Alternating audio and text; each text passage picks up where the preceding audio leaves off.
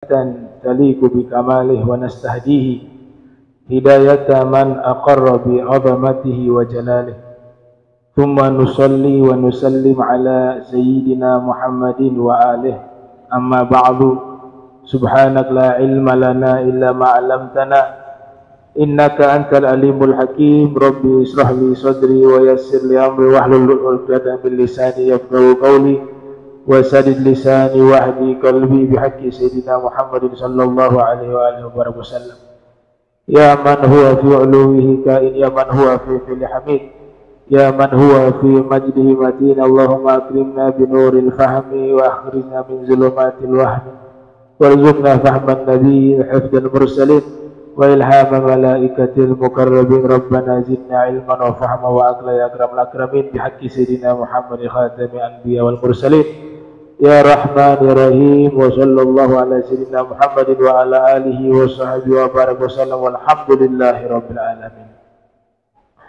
Alhamdulillah, puji syukur kehadirat Allah, salawat salam senantiasa tercurahkan kepada junjungan mulia Nabi tercinta Sayyiduna wa Maulana Muhammad sallallahu alaihi wa alihi wasallam beserta seluruh keluarga beliau, sahabat beliau dan umat beliau yang senantiasa melaksanakan ajaran beliau hingga akhir masa nanti.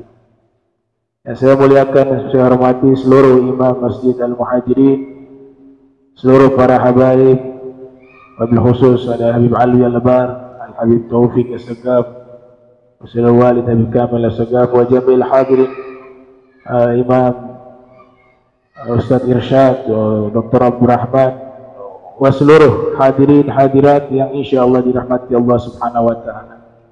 Malam hari ini bertepatan juga dengan Hari Pahlawan, dan juga di bulan ini juga Milad Al-Khairat yang ke 94 tahun. 94 tahun.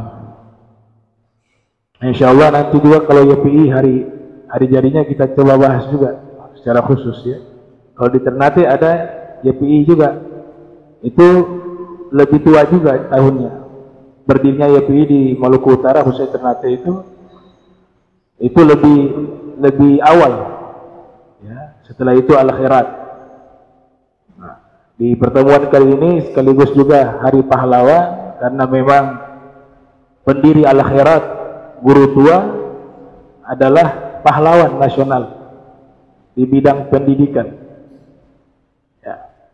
Jadi Al-Khairat sudah berumur 94 tahun. Awal didirikan tahun 1930 Masehi.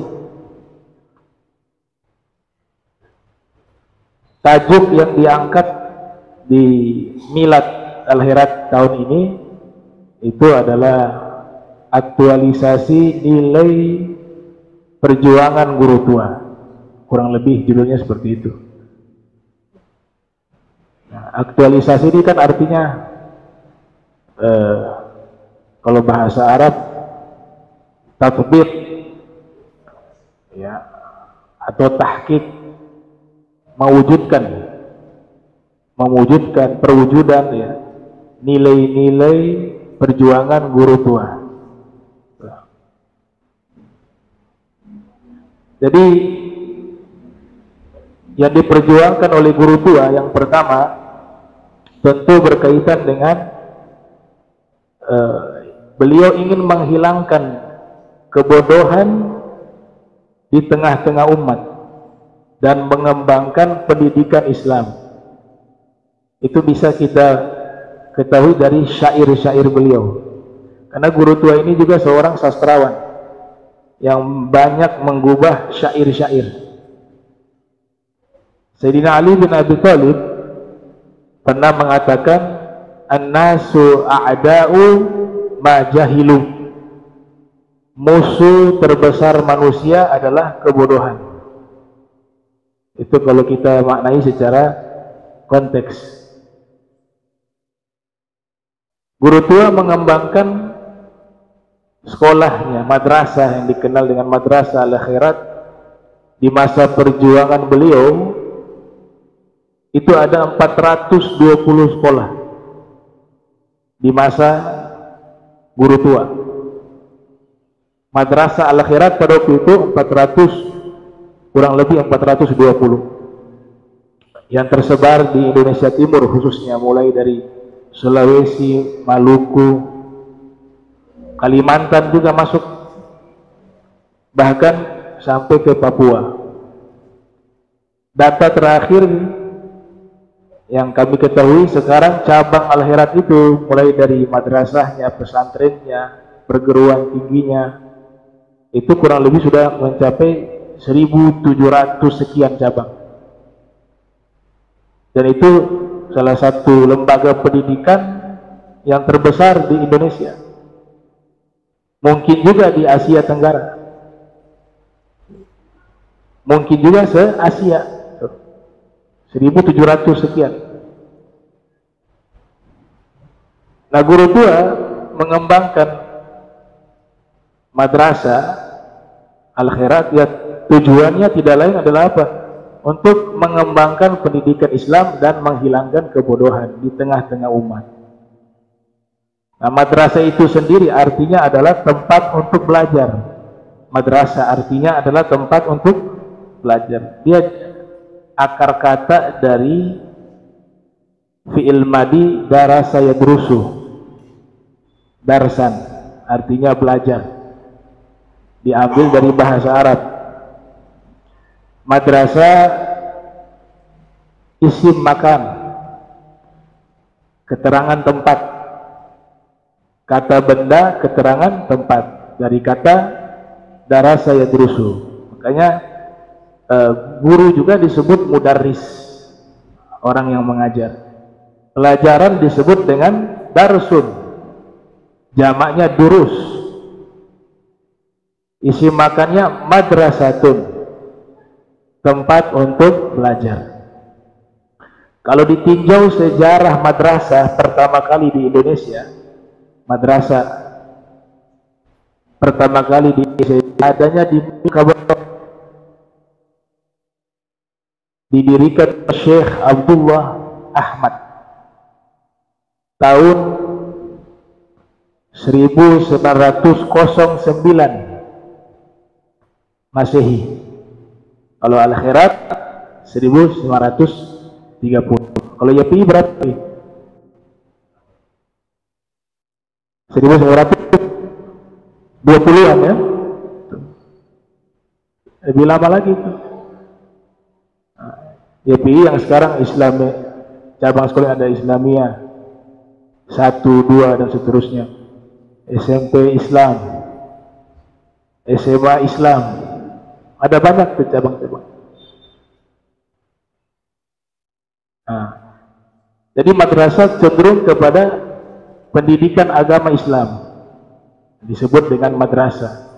Yang pertama kali di Minangkabau tahun 1909 didirikan oleh Syekh Abdullah Ahmad, namanya Madrasah Adabiyah. Itu madrasah pertama di Indonesia. Kemudian kalau ditinjau dari sejarah Islam, madrasah itu dalam tanda kutip tempat untuk belajar ilmu agama, itu pertama kali ada di kota Makkah di masa Nabi kita Muhammad SAW.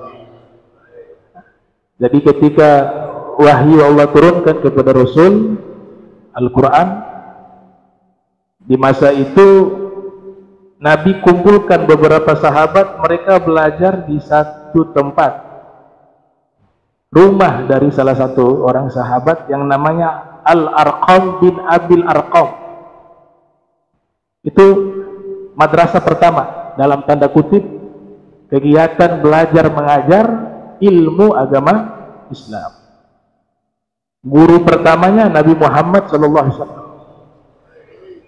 disebut Al-Muallim Al-Awwal. Al-Muallim Al-Awwal. Setiap wahyu yang diturunkan berupa ayat Al-Quran, Nabi terangkan kepada sahabat di rumah Al-Arqam, sehingga diistilahkan dengan Darul Arqam. Itu adalah lembaga pendidikan Islam pertama, Darul Arqam. Sejarawan menyebut dengan Kuntab. Kuntab, tempat belajar membaca dan menulis, disebut dengan Kuntab. Setelah itu Nabi hijrah ke kota Al-Madinatul Munawwarah. Masjid Nabi menjadi lembaga pendidikan. Di situ ada kegiatan ceramah, ada kajian tafsir, ada kajian hadis, ada kajian fikih. Di masa itu secara apa? Secara praktek, belum tersusun ilmu itu secara sistematis, tapi sudah diajarkan oleh Nabi Muhammad SAW tentang Al-Quran beserta tafsirannya, kemudian hadis dengan penjelasannya, hukum dengan keterangannya, dan juga kegiatan membaca, belajar membaca dan menulis sudah diadakan di Masjid Nabawi. Bahkan ada komunitas yang bermukim di situ untuk belajar, yang kita kenal dengan Ahlu Suffah. Nah, mereka tinggal di situ, kegiatan belajar, ibadah di Masjid Nabi Muhammad Sallallahu Alaihi Wasallam. Nah, sejarawan mengistilahkan dengan Kuntab. Jadi lembaga pertama pendidikan Islam, atau kita sebut madrasah dalam tanda kutip, itu pertama di Makkah, Darul Arqam, kemudian keduanya di Masjid Nabawi di kota Madinatul Munawwarah. Waktu berjalan, yang terkenal dalam sejarah Islam disebut dengan madrasah. Kalau disebut dengan universitas, itu sudah ada terlebih dahulu di Tunisia, yang disebut dengan Al-Jami'atu Zaituniyah. Itu paling awal, dan sampai saat ini masih ada. Itu universitas tertua di dunia dan masih eksis sampai saat ini. Kemudian ada di Maroko, namanya Al-Qarawiyyin, yang didirikan oleh seorang perempuan namanya Fatimah Al-Fihri. Kemudian yang di Mesir, Al-Azhar. Nah, itu termasuk lembaga-lembaga pendidikan Islam tertua, tapi dalam bentuk universitas.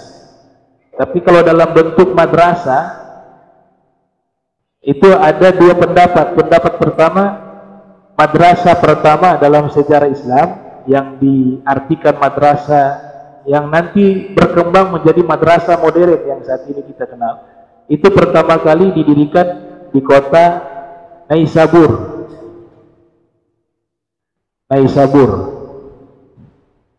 di masa Al-Imam Al-Baihaqi. Imam Baihaqi lahir tahun 384 Hijriah. Madrasah tersebut dinamakan Al-Madrasah Al-Baihaqiyah. Baihaq nama tempat. Itu di kurun abad 3 sampai kisaran abad 4 Hijriah.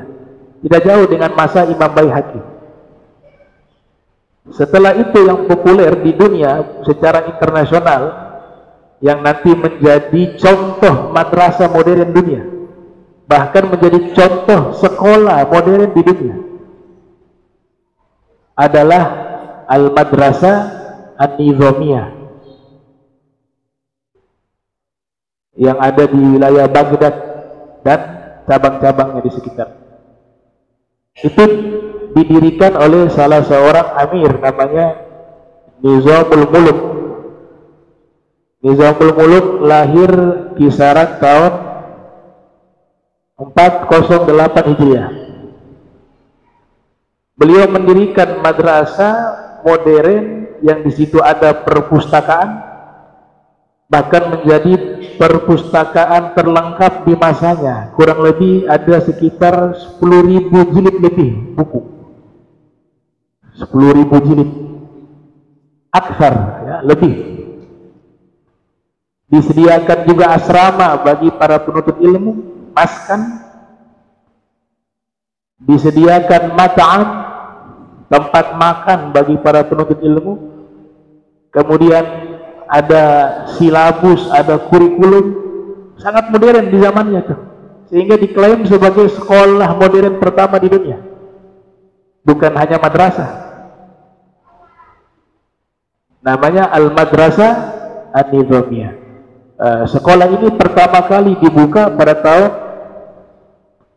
459 Hijriah. 459 Hijriah. Dan sekolah ini khusus mengembangkan mazhab Syafi'i, akidah Asy'ariyah, dan at-tariqah as-sufiyah, ahli sunnah wal jamaah. Sama seperti Al-Akhirat ya, guru tua sudah membuat satu manhaj dari madrasah Al-Akhirat, itu adalah ahlu sunnah wal jamaah, berfikih mazhab Syafi'i, berakidah al-Asy'ariyah, karena beliau mengutip syair, kun asy'ariyan fi i'tiqadik fa innahu huwa al-manhalu sawfi ani zaidi wal kufri. Kalian harus berakidah Asy'ariyah. Itu kutipan dari syairnya Al-Habib Abdul Al-Haddad yang dikutip oleh guru tua. Dan bertariqah sufiyah, tariqah Sadah Ali Ba'alwi. Itu kesamaan antara Al-Madrasah Nizamiyah dengan Al-Khairat. Sama-sama mengembangkan mazhab Syafi'i di bidang fikih, akidah Asy'ariyah, dan tariqah sufiyah. Yang menarik itu madrasah Nizamiyah, tenaga pengajarnya itu ulama-ulama yang sangat terkenal, yang keilmuannya diakui.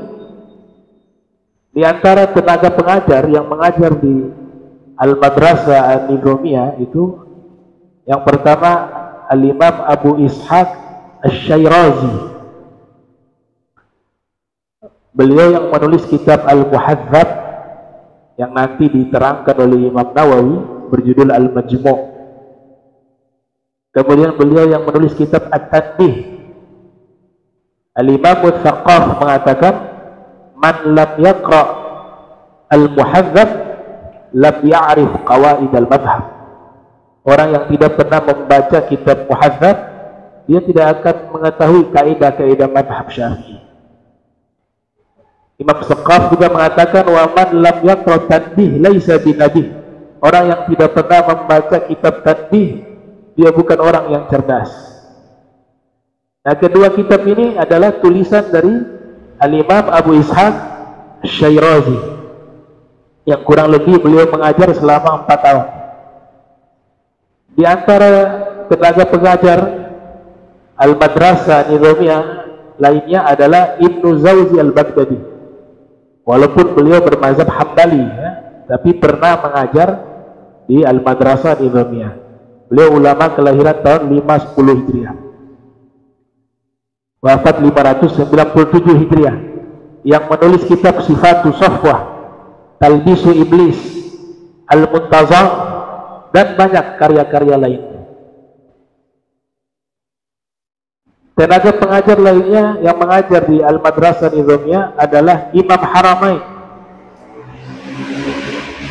Al-Imam Juwaini Abul Ma'ali, yang tidak lain beliau adalah salah satu gurunya Imam Ghazali, bermazhab Syafi'i. Beliau yang menulis kitab Nihayatul Matlab fi Dirayatil Madhab, yang nanti diringkas oleh murid beliau Imam Ghazali, berjudul Al-Basit, Al-Wasit, Al-Wajiz, Al-Khulasah. Dan di antara yang mengajar di Madrasah Nizamiyah lainnya adalah pengarang kamus Al-Muhit. Tidak lain adalah guru dari Al-Hafiz Ibnu Hajar Al-Asqalani, bernama Al-Imam Fairuz Abadi. riwayah pernah mengajar juga di Al-Madrasah An-Nizamiyah. Dan juga ada Imam Abu Bakar Al-Qaffal Asy-Syashi, salah satu ulama pakar mazhab Syafi'i. Jadi semua ini ulama mazhab Syafi'i, kecuali tadi Ibnu Jauzi Al-Baghdadi, ya, beliau Hambali. Dan guru yang paling terkenal di madrasah tersebut tidak lain adalah Imam Ghazali, Hujjatul Islam. Al-Imam Ghazali mengajar di madrasah Nizamiyah. Antum bisa bayangkan ini tenaga pengajarnya, ulama-ulama kali berdunia fi zamanihim, di zaman mereka. Imam Ghazali mengajar selama 4 tahun di Al-Madrasah An-Nizamiyah.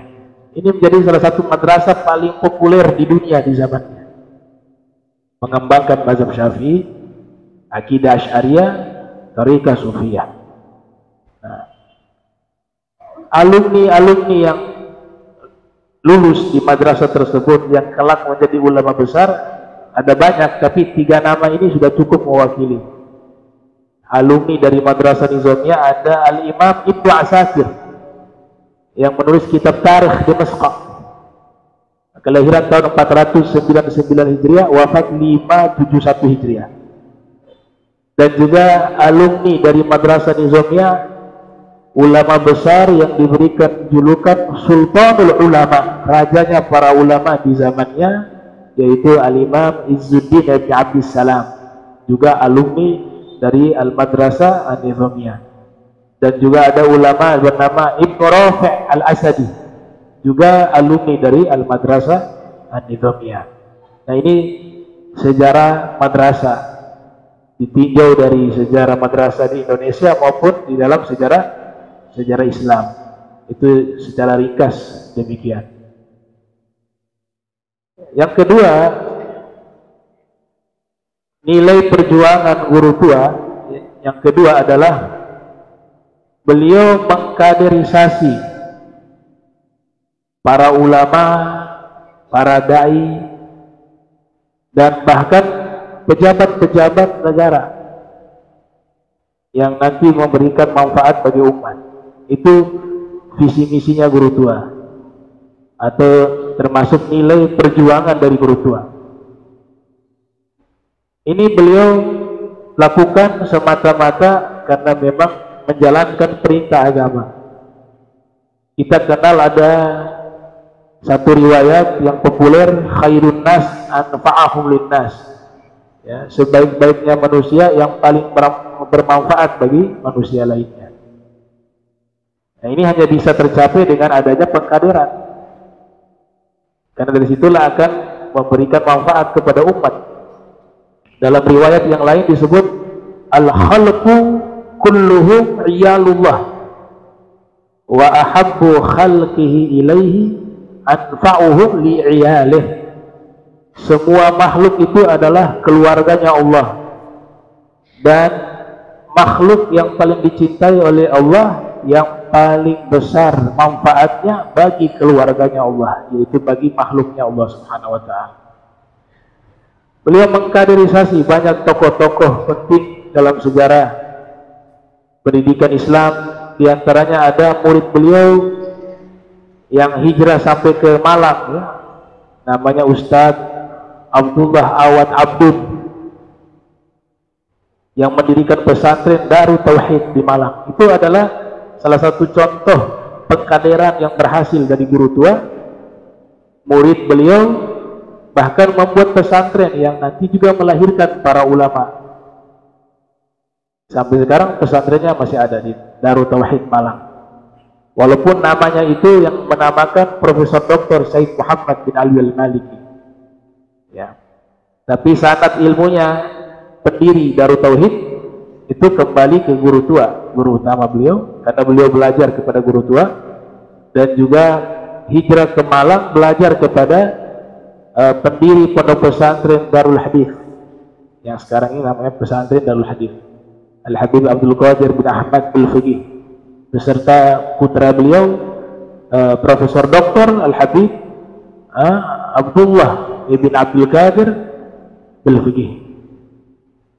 Itu contoh salah satu murid guru tua yang menjadi ulama, bahkan mendirikan pesantren. Beliau juga mencetak banyak tokoh-tokoh, bukan hanya di bidang agama tapi di pemerintahan. Ya, ada beberapa nama yang disebut, bukan hanya di Maluku Utara tapi sampai di Sulawesi dan sekitarnya. Bahkan banyak murid beliau juga secara tidak langsung karena kagum dengan cara dakwah beliau, banyak yang menamakan sekolah mereka dengan Al-Khairat. Di Jakarta itu ada di Condet, ada madrasah ya namanya Al-Khairat juga, walaupun tidak punya hubungan struktural dengan akhirat yang pusatnya di Palu. Pusatnya kan di Palu. Itu didirikan oleh Habib Syekh Al-Jufri. Ada juga di Bekasi madrasah dan pondok pesantren Al-Khairat, pimpinan Habib Nagib Ibn Syekh Abi Bakar bin Salim. Walaupun tidak ada hubungan, tapi yang menamakan itu, ada yang mengatakan itu gurunya Habib Nagib, yaitu Sayyid Muhammad bin Ali al-Maliki, dinamakan Al-Khairat. Saya dulu masih kecil sering baca buku karangan salah satu pengajar di Al-Khairat Bekasi, namanya Al-Habib Muhammad Fad'at. Itu penulis buku dulu, kisah-kisah Rasulullah terjemahan ya. Itu sering saya baca tuh, dijual di toko buku sini.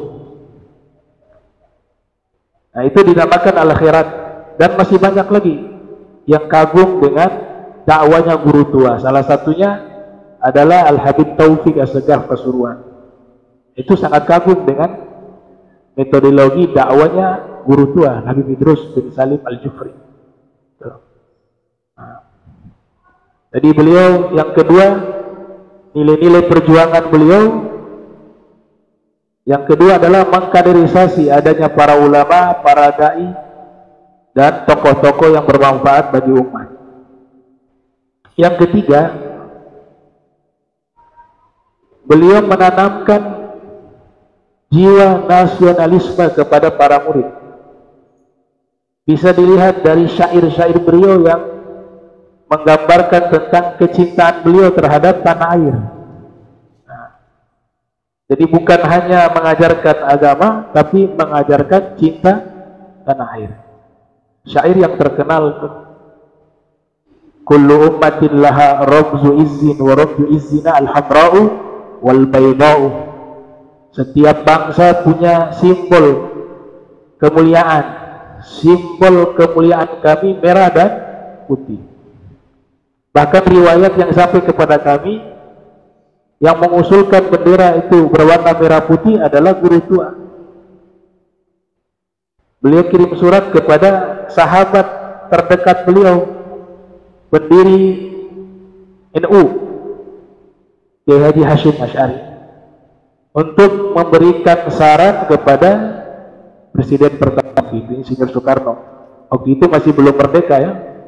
Ada konferensi di Surabaya kalau tidak salah itu, Nahdlatul Ulama, guru tua memberikan kiriman surat mengusulkan bendera Republik Indonesia. Pada waktu itu belum ada benderanya, itu berwarna merah dan putih. Walaupun ini terjadi politik, tapi guru-guru kami menyampaikan hal demikian. Dan hubungan antara guru tua dengan Kiai Hasyim Asy'ari itu sangat dekat. Bahkan pernah guru tua tinggal di Jombang, di tempatnya Kiai Hasyim Asy'ari, dengan waktu yang cukup lama di situ. Dan mencintai tanah air itu memang ajaran agama Islam. Kalau para ulama mengatakan hubbul watan minal iman, cinta tanah air sebagian daripada iman. Itu bahasa para ulama sejak dahulu. Bahkan Habib Salim bin Jindan itu meriwayatkan satu riwayat dari sahabat bernama Sayyidina Sa'ad ibn Abi Waqqas yang meninggal di Cina, kuburannya di Cina.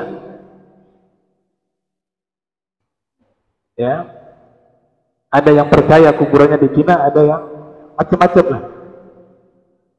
Ada yang menyebarkan rumor biar travel laku. Kalau ada kuburan sahabat kan di sana. Tapi ada juga yang sejarawan meyakini memang kuburannya di sana.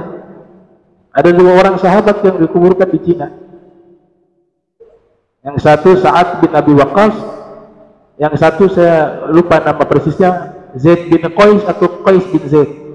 Namanya saya lupa ya, tapi namanya antara Zaid bin Qais atau Qais bin Zaid. Itu dikuburkan di Cina. Habib Salim bin Jindan, Habib Salim bin Ahmad bin Jindan, itu meriwayatkan satu riwayat dari Sayyidina Sa'ad bin Abi Waqqas mengatakan, "Allimu abna'akum siyaral abtal." Ajarkanlah kepada anak-anak kalian sejarah para pahlawan. Sejarah para pahlawan. Bisa pahlawan nasional, bisa juga pahlawan keagamaan. Kedua-duanya pahlawan. Saya pernah baca satu buku tulisan Profesor Muhammad Ismail berjudul Heroes of Islam, pahlawan-pahlawan Islam, buku berbahasa Inggris. Saya hanya bisa baca, gak bisa ngomong. Baca tahu sedikit lah. Waktu umroh beli buku itu, penasaran saya, Heroes of Islam, pahlawan-pahlawan Islam. Ternyata ketika saya baca, dibahas sahabat Nabi, yang dibahas Ahlul Bait Nabi, kemudian sampai ke masa Salahuddin Al-Ayyubi, Sultan Muhammad Al-Fatih. Ada juga namanya di Aljazair ya, seorang guru tariqah mursyid, tapi jadi pahlawan agama dan pahlawan nasional karena berperang menghadapi Prancis. Namanya Syekh Abdul Qadir, seorang mursyid tapi ikut perang. Dan ulama yang semacam ini banyak. Nah, mereka pahlawan agama dan pahlawan nasional. Nah, itu bukunya berjudul Heroes of Islam ya, pahlawan-pahlawan Islam. Nah, ini aktualisasi nilai perjuangan guru tua yang ketiga, yaitu beliau menanamkan jiwa nasionalisme kepada murid-muridnya. Dan yang keempat, beliau ingin melahirkan generasi yang bertakwa, berilmu, berakhlak mulia. Itu bisa kita lihat di syair-syair beliau. Beliau membangun madrasah yang namanya Al-Khairat. Itu sendiri artinya apa? Kebaikan-kebaikan. Arti Al-Khairat itu kebaikan-kebaikan. Bahkan ketika beliau dirikan Al-Khairat, sebelum menamakan dengan Al-Khairat, ada yang mengusulkan kasih nama saja dengan nama marga, Madrasah Al-Jufri, atau dinamakan dengan nama engkau, Madrasah Al-Habib Idrus. Beliau gak mau. Beliau mengatakan, saya bangun madrasah ini bukan untuk keluarga saya, bukan untuk saya pribadi, tapi saya bangun ini madrasah untuk umat Nabi Muhammad SAW. Maka dipilihlah nama Al-Khairat. Dan itu di dalam Al-Quran ada ayat yang menerangkan tentang makna tersebut. Fastabiqul khairat. Maka hendaklah kalian berlomba-lomba di dalam kebaikan-kebaikan. Nah, jadi beliau punya harapan dengan mendirikan madrasah Al-Khairat, dan beliau berjuang di dalam dakwah ini, dalam pendidikan ini, tujuannya untuk mencetak generasi yang bertakwa, berilmu, berakhlak mulia. Makanya beliau buat syair, ilal ilmi ad'u wa tuqa kullu muslimin bihali wa mali. Aku mengajak umat kepada ilmu dan ketakwaan dengan keadaanku dan hartaku. Itu tujuan beliau. mencetak generasi yang berilmu. Ini yang pertama. Man arada dunya fa'alaihi bil ilm wa man arada al-akhirah fa'alaihi bil ilm wa man aradahuma fa'alaihi bil ilm. Siapa yang menginginkan dunia, hendaklah dengan ilmu. Siapa yang menginginkan akhirat, hendaklah dengan ilmu. Siapa yang menginginkan keduanya, hendaklah dengan ilmu. Tapi ilmu saja tidak cukup. Makanya beliau tambahkan takwa. Selain saya mengajak kalian kepada ilmu, saya mengajak kalian untuk bertakwa kepada Allah Subhanahu wa Ta'ala. Dan beliau juga menambahkan, tidak sebatas ilmu saja atau takwa saja, tapi yang ketiga tidak kalah pentingnya, yaitu kalian harus berakhlak mulia. Bil ilmi wal akhlaqi idrakul munah. In rumta ilma la takun mutakabbira. Itu syairnya guru tua. Dengan ilmu dan akhlak mulia, kalian akan menggapai cita-cita yang kalian cita-citakan. Namun jika kalian telah menggapai ilmu, telah mendapatkan ilmu, janganlah kalian menjadi orang yang sombong. Nah, jadi ilmu ini gak akan bisa memberikan manfaat kalau tidak dihiasi dengan akhlak dan adab yang mulia. Makanya ulama terdahulu itu diriwayatkan, Imam Syafi'i waktu masih usia muda, Imam Malik memberikan wasiat kepada Imam Syafi'i, ya Muhammad, ij'al ilmaka milha waj'al adabaka daqiqa. Wahai Muhammad, jadikanlah ilmu kamu seperti garam dan adabmu seperti tepung. Artinya garam secukupnya, tepung itu yang harus diperbanyak, yaitu akhlak dan adab. Akhlak yang mulia dan adab. Ada juga salah satu murid Imam Malik bernama Abdullah ibn Wahab. Ia mengatakan, sahabtu al-Imam Malik ishrina sanatan. Fi riwayah ishrina ama. Saya belajar kepada Imam Malik selama 20 tahun. Belajar 20 tahun. 19 tahun saya belajar ilmu akhlak dan adab. 1 tahun saya belajar ilmu. Bayangkan 19 tahun habis dengan belajar adab dan akhlak. 1 tahun belajar ilmu. Hal yang sama pernah dinyatakan oleh Al-Imam Abdullah ibn Mubarak yang lahir tahun 18 Hijriah, wafat 181 Hijriah. Beliau mengatakan, ta'allamtu al-adab 30 sanatan wa ta'allamtu al-ilma 20 sanatan. Saya belajar adab 30 tahun dan saya belajar ilmu 20 tahun. Jadi belajarnya 50 tahun. Ya itulah seorang mukmin sejati, belajar gak ada henti sampai meninggal baru selesai. Utlubul ilma minal mahdi ila lahdi. Tuntutlah ilmu dari buaya hingga masuk ke liang lahat. Sa'id bin Zubair mengatakan, la yazalu ar-rajulu 'alima ma ta'allama fa idza taraka al-'ilma wa dhanna annahu qad istagna wa iktafa bima 'indahu kana ajhal ma yakun. Senantiasa orang itu berilmu kalau dia terus konsisten belajar tanpa henti-hentinya. Jika dia merasa cukup dengan ilmu yang dia miliki, maka sungguh dia adalah orang yang paling bodoh. Al-ilmu kathir wal umru qasir. Ilmu banyak, umur kita singkat. Gak ada satu orang mampu menguasai semua ilmu kemudian selesai, sudah ilmu itu gak.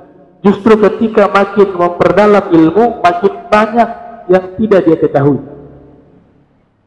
Nah, itu prinsip di dalam ajaran agama kita, tidak pernah puas dengan ilmu.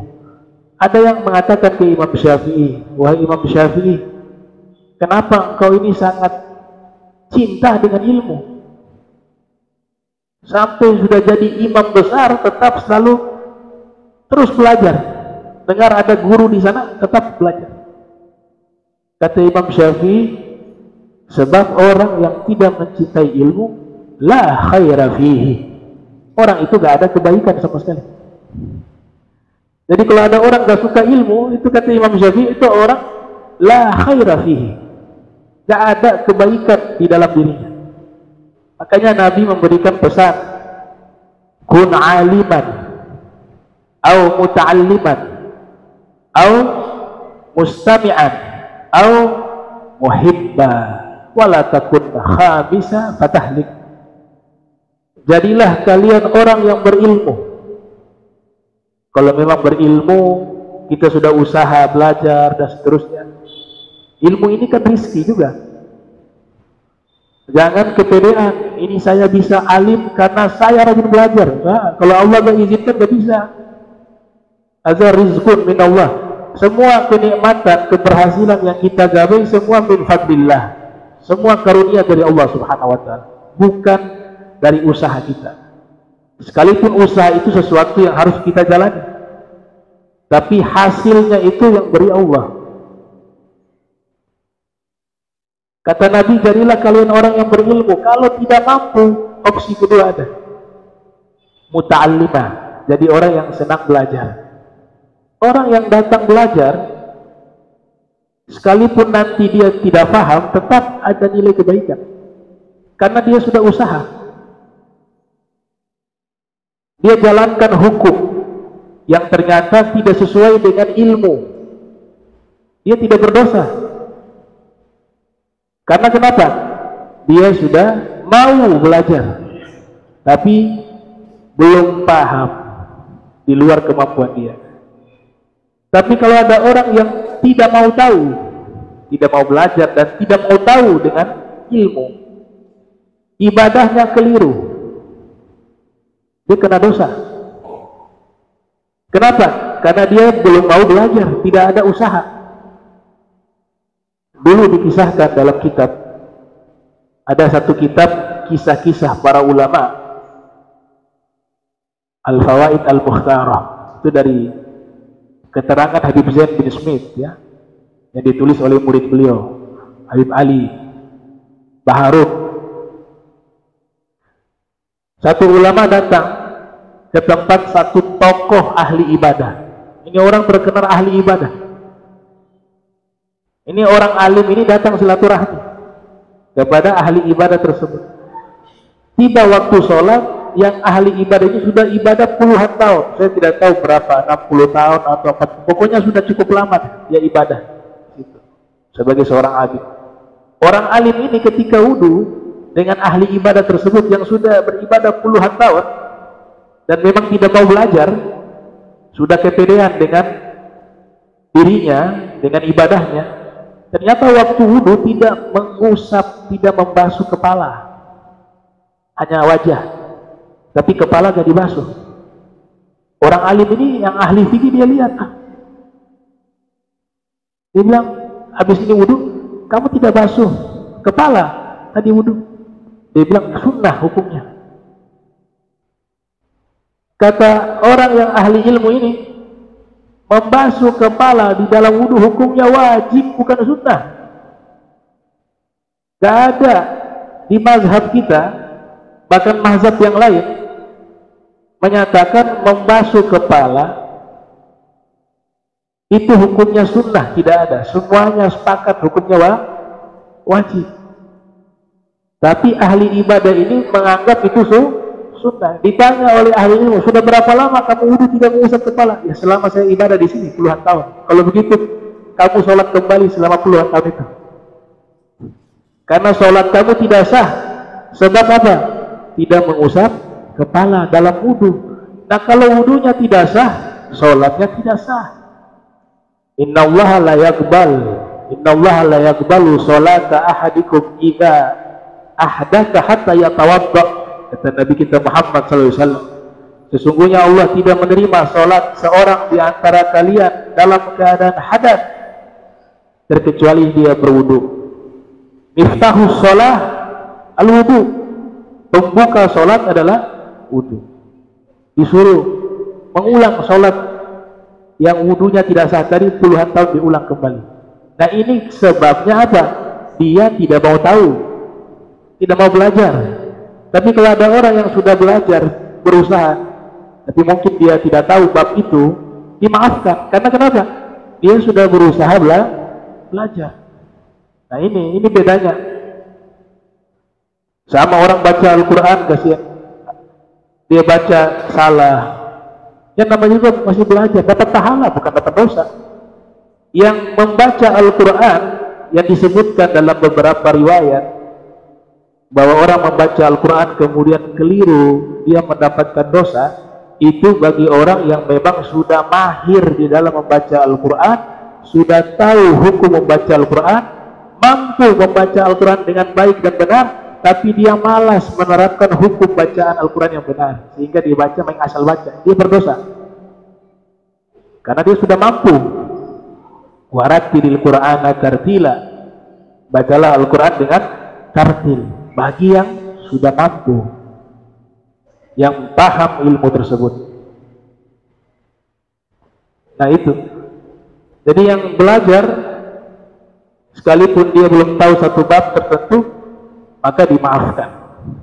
Nah, jadi ilmu, taqwa dan adab itu yang diajarkan oleh Al-Habib Idrus bin Salim Al-Jufri. Beliau juga seorang revolusioner ya, di dalam dunia pendidikan.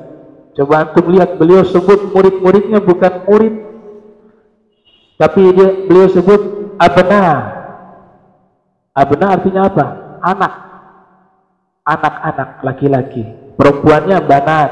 Abnaul khairat, banatul khairat.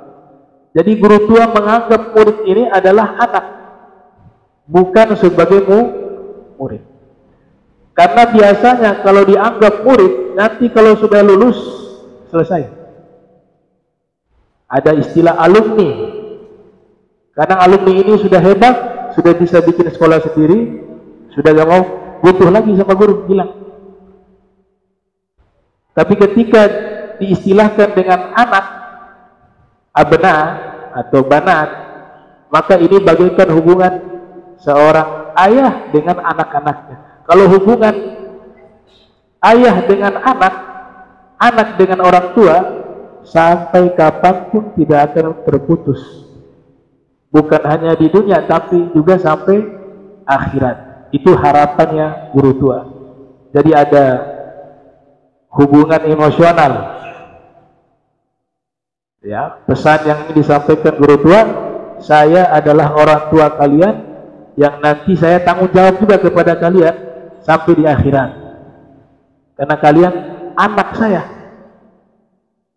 Makanya kita merasakan, sekalipun kita tidak pernah bertemu langsung dengan beliau, karena masanya sudah meninggal sudah cukup jauh ya, tahun 60-an mungkin ya meninggal. Tapi kita hanya mengenal beliau lewat foto, ada foto beliau. Namun ketika kita belajar di akhirat, kesannya seakan-akan beliau itu orang tua kita yang hidup di masa kita. Ya, gak terasa jarak antara kita dengan beliau cukup jauh.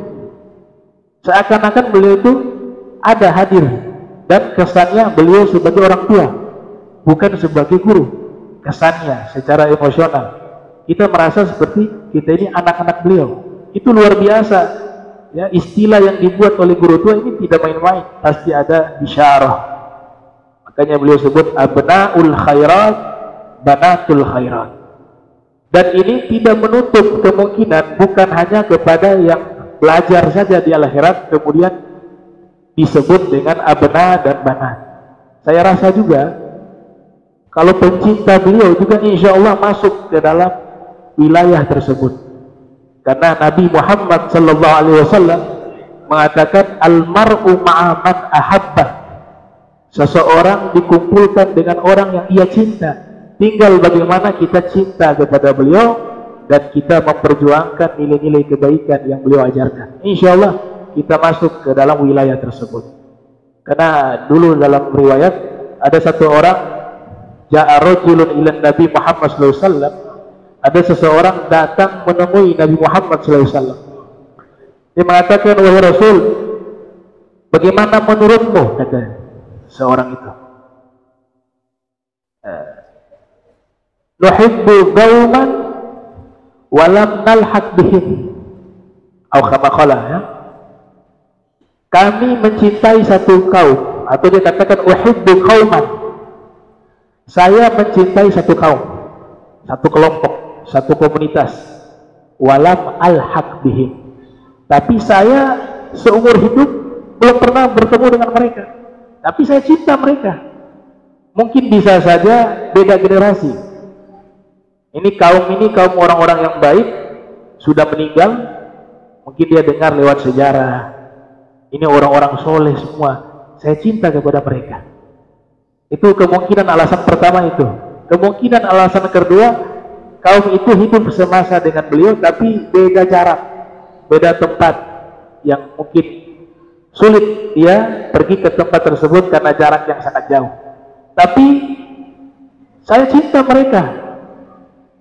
Kemudian Nabi kita Muhammad SAW menjawab, al-mar'u ma'a man ahabba, seseorang dikumpulkan dengan orang yang dia cinta.